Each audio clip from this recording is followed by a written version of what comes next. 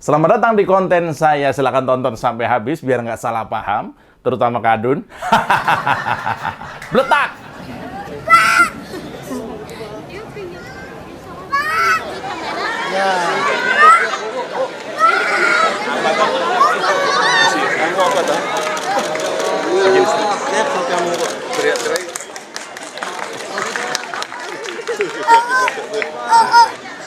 Udah.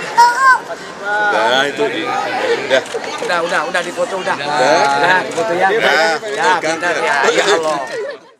Ya, banyak sekali dapat video kunjungan Pak Presiden Jokowi ke pelosok-pelosok daerah.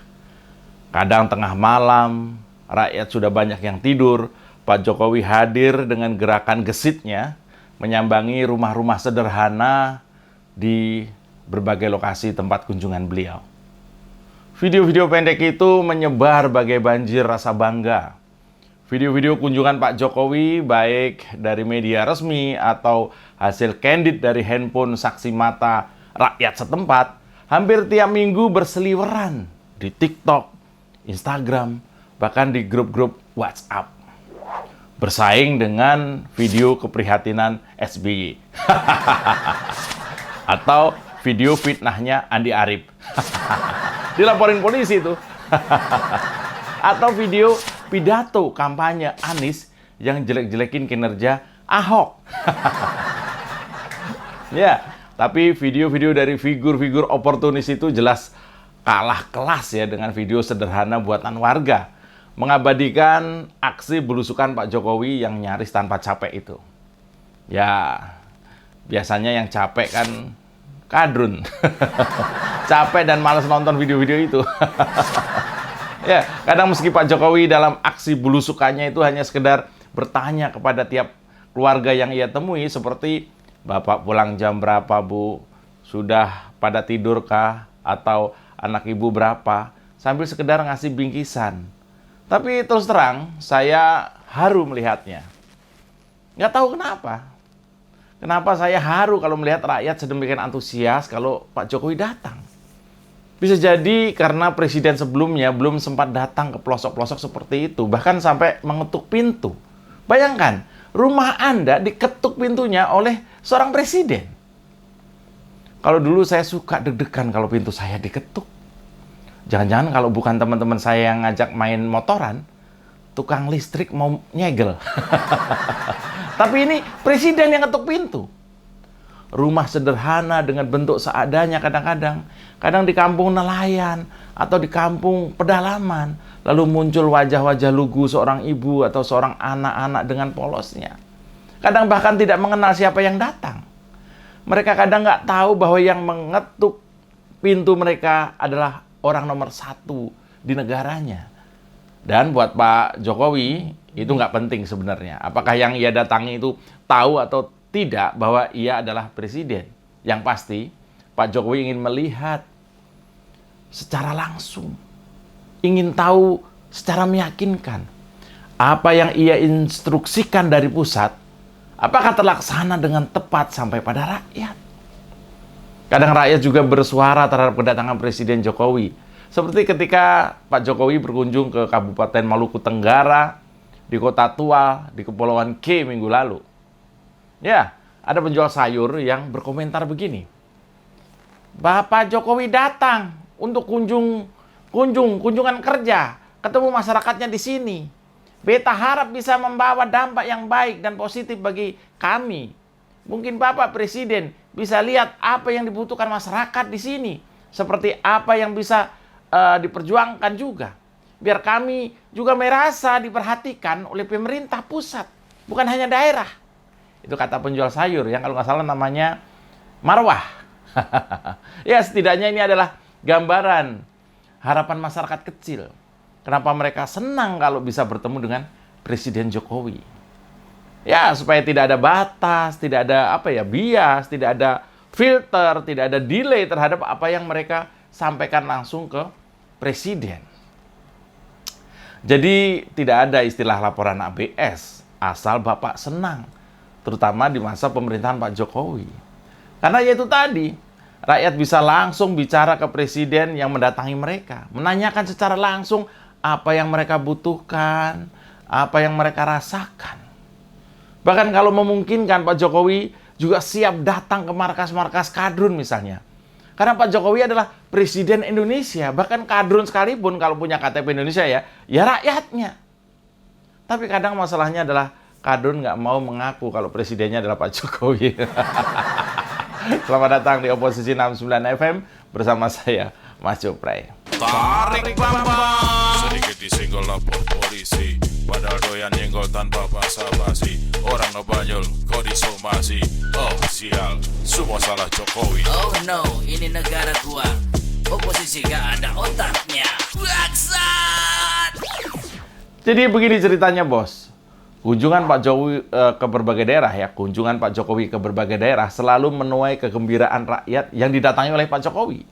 Bahkan tak jarang ada anak kecil yang nangis karena kecewa tidak bisa bertemu atau bersalaman dengan Pak Jokowi. Bagian yang menyenangkan dalam kunjungan Pak Jokowi adalah ketika dialog. Ini biasanya pasti lucu. Baru kali ini ya, kadang saya melihat rakyat kecil bisa lepas. Rakyat kecil bisa dengan bebas, tanpa takut bicara dengan presiden. Masih ingat kan soal ikan tongkol? Ya, tak jarang dalam sebuah dialog, misalnya dengan kelompok masyarakat, jika ada temuan masalah, Presiden Jokowi akan langsung telepon kementerian terkait. Bahkan pejabat daerah, kalau perlu, ya pejabat setempat, bisa langsung diperintah. Mungkin hal-hal out of the box seperti ini, yang membuat rakyat senang dan bangga kalau sampai misalnya didatangi oleh Presiden Jokowi. Gaya Pak Jokowi sebagai pejabat memang sejak dulu dikenal dekat, bahkan sangat dekat dengan masyarakat. Masyarakat kecil terutama. Jokowi adalah pejabat yang mempopulerkan istilah belusukan sejak jadi wali kota Solo dulu. Bahkan ada foto saat Pak Jokowi jadi gubernur DKI dan tidak ada jijik atau malas sampai turun langsung mengecek selokan atau gorong-gorong di Jakarta. Apakah ini dibuat-buat? Atau ini cuma kebutuhan untuk pencitraan? Saya sih termasuk yang menyangkal asumsi itu. Karena justru hal-hal seperti itu dilakukan bukan di masa kampanye. Seperti kunjungan beberapa waktu terakhir ini ya, dilakukan Presiden Jokowi di tengah periode terakhir sebagai Presiden Indonesia. Dan bahkan Pak Jokowi sudah melakukan belusukan ke rumah-rumah rakyat sejak awal menjabat presiden. Jadi memang nature-nya Pak Jokowi seperti itu, alaminya memang seperti itu. Beliau ini berangkat dari orang biasa, bahkan orang desa. Bukan dari kerabat petinggi negara atau bahkan dari keturunan raja-raja. Jadi ketika ada orang yang membanggakan dirinya karena keturunan, tapi tanpa menjaga kualitas diri, maka kita sudah mendapatkan contoh yang baik. Yaitu bahkan orang biasa saja bisa jadi pemimpin negara besar, asalkan punya jiwa melayani dan mencintai dengan tulus rakyatnya. Ketulusan Pak Jokowi juga tergambar ketika misalnya di tengah perjalanan, beliau minta mobil kepresidenannya berhenti. Sering sekali terjadi. Karena jalan menjadi sempit oleh banyaknya rakyat yang ingin menyapa Pak Jokowi di pinggir jalan. Dari berbagai lapisan masyarakat. Dari anak kecil sampai nenek-nenek. Dari bocil sampai kakek-kakek. Lautan manusia di tepi jalan memang sering sekali terjadi ketika misalnya Pak Jokowi melewati sebuah daerah. Bisa jadi, mungkin rakyat di sana baru melihat mobil kepresidenan sampai melewati kampung atau kota mereka. Baru kali itu. Jadi ya wajar saja menurut saya. Sangat wajar. Mereka heboh itu wajar. Mereka tumpahkan rasa rindu bercampur rasa bangga bertemu langsung dengan presiden yang sebelumnya hanya mereka lihat di YouTube, sosial media, di TV, atau hanya di koran.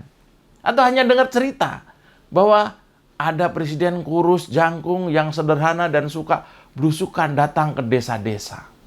Mungkin mereka hanya dengar ceritanya. Ya, konten hari ini memang khusus saya dedikasikan bagi saudara-saudara kita di pelosok manapun yang selalu membuat inspirasi bagi kita-kita yang di Jakarta atau di kota-kota besar lainnya. Memilih pemimpin yang sempurna mungkin tidak akan pernah ada. Tapi yang saat ini kita miliki yaitu Pak Jokowi sudah membuka mata banyak orang bahwa pemimpin harus dimulai dengan mencintai. Tidak bisa memimpin tanpa mencintai terlebih dahulu. Bahkan di dalam lingkup yang kecil, misalnya keluarga, bagaimana kita bisa memimpin sebuah rumah tangga kalau tidak ada cinta di antara suami dan istrinya? Negara juga begitu. Hanya orang-orang atau figur yang teruji memang mencintai rakyat yang dengan tulus. Dan itu akan dihadiahi oleh rakyat itu sendiri juga dengan cinta yang tulus juga. Loyalitas itu dua sisi. Nggak bisa dari pimpinannya aja rakyat enggak, atau sebaliknya. Rakyat mencintai pimpinannya enggak. Nggak mungkin. Tidak ada tepuk sebelah tangan dalam hal ini. Maka ketika ada nyinyiran dari mantan presiden ahli nyinyir, tentang membandingkan BLT di masa ia memerintah dengan di masa sekarang misalnya, tentu beda. Ada bantuan yang diberikan kepada rakyat karena cinta. Ada BLT yang diguyur nggak kira-kira demi kenaikan suara. Ya, berbagai kebijakan Pak Jokowi lahir karena cinta kepada rakyat. Berbagai kemudahan dan keringanan mulai dari beasiswa, jaminan kesehatan, sampai dana otonomi khusus, mulai dari subsidi BBM, Kartu Indonesia Pintar, sampai mungkin tunjangan khusus. Semua atas dasar cinta kepada rakyat kecil. Kenapa soal cinta kepada rakyat kecil secara adil tanpa membedakan ini penting? Karena pemimpin memang harus adil, bahkan sejak dalam pikiran. Karena memang ada contoh pemimpin yang hanya menyenangkan kelompoknya sendiri, yang hanya memuaskan gengnya sendiri, yang hanya memanjakan grup-grup yang mengelilinginya. Membuat pemimpin itu seperti terkurung dalam loyalis-loyalis oportunis, yang membuatnya makin jauh dengan rakyat kecil. Makin jauh dari cinta warganya sendiri. Banyak pemimpin akan hadir, mengalir, sampai ke hilir. Tapi nggak mudah menemukan pemimpin yang secara alami adalah pembela hak rakyat. Pemberani tanpa menunjukkan arogansinya. Dan petarung tanpa kebengisan. Jokowi bukan seorang militer loh. Tapi nyalinya luar biasa. Jokowi bukan keturunan priayi loh. Tapi akhlak sopan santunya bahkan kepada lawan sangat terpuji. Jokowi juga bukan seniman. Tapi halus budi pekertinya kepada rakyat kecil belum ada tandingnya. Rakyat mencintaimu, Pak. Salam bletak. Tarik Pak Jokowi. Tarik Bambang. Sedikit disenggol lapor polisi, padahal doyan nyenggol tanpa basa-basi. Orang ngebanyol kok disomasi. Oh sial, semua salah Jokowi. Oh no, ini negara gua. Oposisi gak ada otaknya. Bangsat! Kita dukung aksi melawan intoleran, radikalisme, dan juga terorisme demi Indonesia yang lebih baik dengan cara subscribe di kanal 245 TV. Makasih.